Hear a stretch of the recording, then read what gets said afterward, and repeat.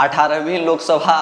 की शुरुआत और आगाज़ जो है वह हो चुकी है, यानी जो नए नए सांसद बने हैं, यानी 17वीं लोकसभा की समाप्ति के बाद 18वीं लोकसभा जो है वह शुरुआत हो गई है। और जो नए नए सांसद बने हैं, जो नए नए निर्वाचित सांसद हुए हैं, वह सब शपथ भी ले चुके हैं, यानी 18वीं लोकसभा के वह सांसद के रूप में शपथ ले चुके हैं। अब इसी शपथ ग्रहण में कुछ कुछ लोगों के बयान, कुछ शपथ ग्रहण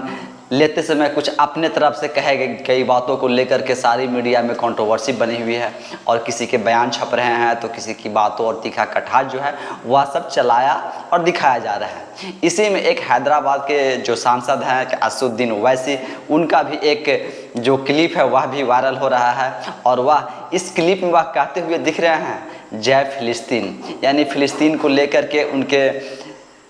मन में या उनके अंदर जो भी हमदर्दी है या उनका अपना निजी स्वार्थ है या निजी उनकी या भावना है, निजी उनकी व्यक्तिगत या राय है। लेकिन जब वह ओथ ले रहे थे, जब वह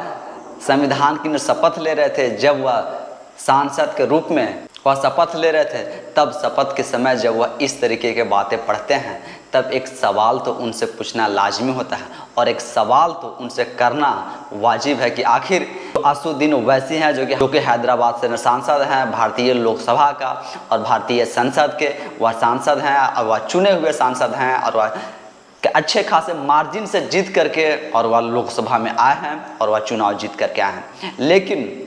आपको आज से 8 वर्ष पहले मैं लेके चलता हूँ कि 8 वर्ष पहले जो असदुद्दीन ओवैसी हैं वह क्या बोले थे और आज वह क्या बोल रहे हैं। कि आरएसएस को तो आप लोग सब लोग जानते हैं, और जो आरएसएस के प्रमुख हैं मोहन भागवत, वह 8 साल पहले लातूर की एक जनसभा में वह एक भाषण दिए थे, और वह अपने वक्तव्य में यह कहा था कि भारत में लोगों को भारत माता की जय बोलना सिखाया जा रहा है और सिखाना पड़ता है। इसी के जवाब में जो हैदराबाद से सांसद, लोकसभा का सांसद जो असदुद्दीन ओवैसी हैं, वह मतलब डायरेक्टली तो नहीं, मतलब इनडायरेक्टली जो है वह पलटवार करते हैं, और वह कहते हैं कि मैं भारत माता की जय नहीं बोलूँगा, चाहे मेरे गले पे चाकू क्यों न लगा दे, चाकू क्यों न रखते, लेकिन मैं भारत माता की जय नहीं बोलूँगा। यह हमारे संविधान में कहीं नहीं लिखा हुआ है, और मैं भारत में रहूँगा, मैं भारत की नागरिक हूँ, लेकिन मैं भारत माता की जय नहीं बोलूँगा। तो जो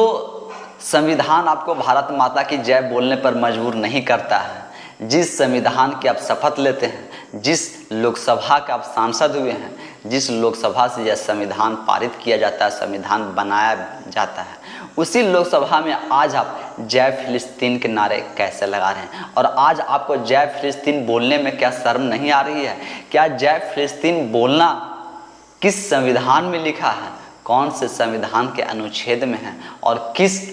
संविधान के तहत आज जो असदुद्दीन ओवैसी हैं वह जय फिलिस्तीन बोल रहे हैं। जब कल तक उनको भारत माता की जय बोलने में शर्म आ रही थी, भारत माता की जय वह नहीं बोल सकते हैं, उनके गले पे चाकू लगा दीजिए, चाकू रख दीजिए, उसके बावजूद वह भारत माता की जय नहीं बोलेंगे, लेकिन आज वह जय फिलिस्तीन बोलेंगे। तो इस तरीके की जो सरपरस्ती है, यानी जिस देश में रहेंगे, जिस देश का अन्न खाएंगे, जिस देश के वह सांसद हैं, जिस देश ने उनको इतना इज्जत मान सम्मान दिया, उस देश की वह जय जयकार नहीं करेंगे, उस देश की वह जय नहीं बोलेंगे। लेकिन फिलिस्तीन जो कि ना ही कभी भारत के लिए किसी मुद्दे पर खड़ा रहा हो, या भारत के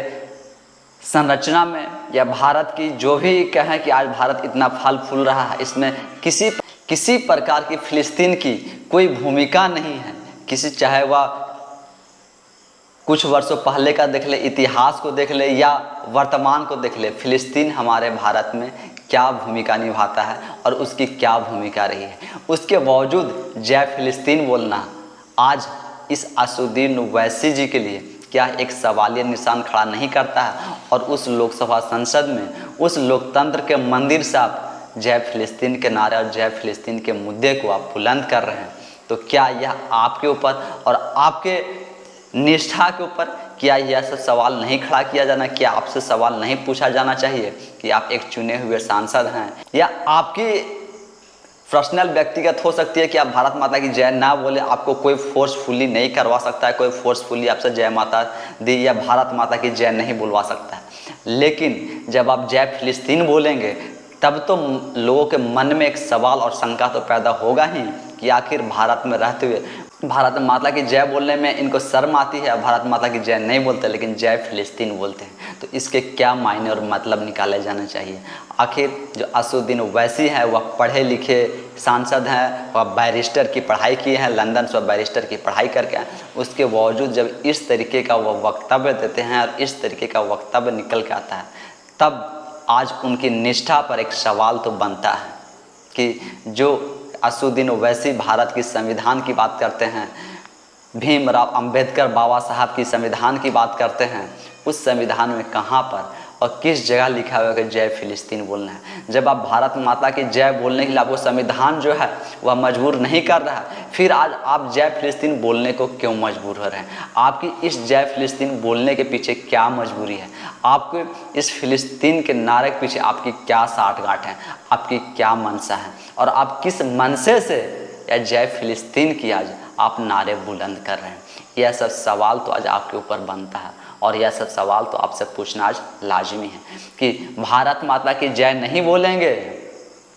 लेकिन जय फिलिस्तीन बोलेंगे। तो इससे शर्मनाक बात क्या हो सकती है कि देश में रह करके देश का गुणगान नहीं करेंगे, लेकिन जिस देश से अपना सांसद हैं, न जिस देश में आप रहते हैं, न जिस देश से आपका ताल्लुकात है, उस देश के लिए आप जय जयकार करेंगे और जय फिलिस्तीन के नारे लगाएंगे, तब आपके और आपकी मनसा पर सवाल तो उठता है। जब आप असदुद्दीन ओवैसी के इस तरीके के नारे और स्लोगन को आप सुनते हैं और जब पिछला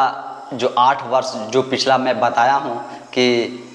जब वह भारत माता की जय ना बोलते हैं और जय फिलिस्तीन बोलते हैं, तब आप सब क्या सोचते हैं और आपके मन में क्या विचार होता है, वह सब भी आप हमें कमेंट्स के माध्यम से ज़रूर बताएं।